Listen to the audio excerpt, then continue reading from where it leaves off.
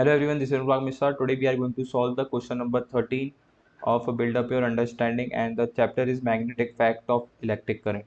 So basically what the question says is, in a uniform magnetic field from a point O, a particle of charge Q and mass m is projected with a velocity u at an angle theta with the magnetic field.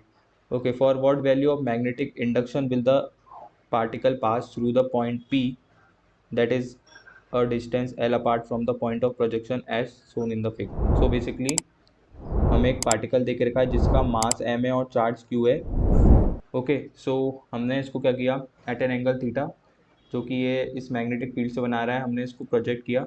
सो हमें find out करना है इस b की value, ताकि ये जो ये point जी charge है वो इस p पॉइंट से पास हो सके। Okay, so I hope you know that अगर मैं किसी पार्टिकल को प्रोजेक्ट करूँगा at an angle theta, okay, in a magnetic field, so ये एक हेलिकल पाथ में मूव करता हुआ इस पॉइंट पी से पास होगा। ओके, सो जो इसकी वेलोसिटी के कंपोनेंट क्या होंगे, एक हो जाएगा यू साइन थीटा इस डायरेक्शन में, और इस डायरेक्शन में यू कॉस थीटा हो जाएगा।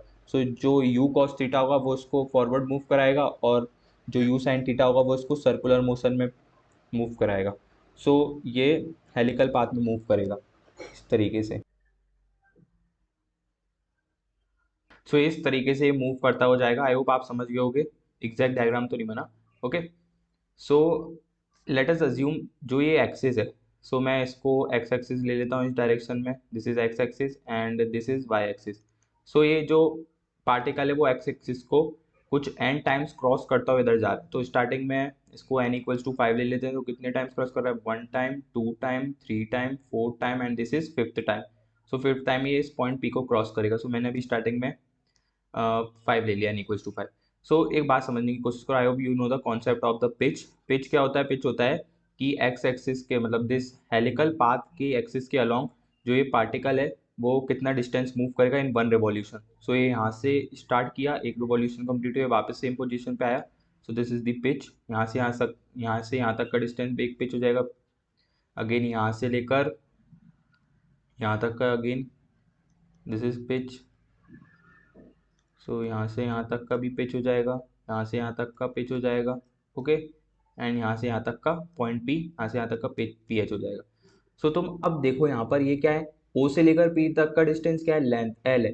ठीक है, तो एल इक्वल्स टू मैं क्या लिख सकता हूँ, this is P H plus P H plus P H, तो ये 5 पी एच हो जाएगा, ऑब्वियसली 5 पी एच हो जाएगा। ओके, सो अगर ये इसको nth टाइम में क्रॉस कर रहा है, सो हमने इस केस में n इक्वल्स टू 5 लिया है, तो अगर मैं इसको जनरलाइज करने की कोशिश करूं, l equals to n p h क्या मैं लिख सकता हूं। So n where n is the integer 1 2 3 and so on, मतलब ये इसको 3rd टाइम में भी क्रॉस कर सकता है, 1 time, 2 time and this is 3rd time जब इसको इस p पॉइंट से ये पास हो जाएगा। ओके, सो बेसिकली हमें ये बताना है कि b क्या होगा जो तब ये p पॉइंट से पास हो जाए। ठीक है, सो ये 2nd टाइम में भी पास हो सकता है, वो कंडीशन पे डिपेंड करेगा। ओके, सो मैंने इसको यहाँ पर ये जनरलाइज कर दिया है, l equals to n p h. अगर तुम्हें ये इतनी बात समझ में आ गई है तो क्वेश्चन बहुत आसान है, तो इजीली सॉल्व कर लोगे। Now you know that pitch is equals to u cos theta into time period and also u cos theta here into 2 pi m over q, भी टाइम पीरियड को हम ये लिख सकते हैं। और तुम यहाँ से पी एच की जगह क्या लिख सकते हो, l over n. Okay, so from here I can write L over N. So we will be getting our final answer, that is 2 pi m and u cos theta.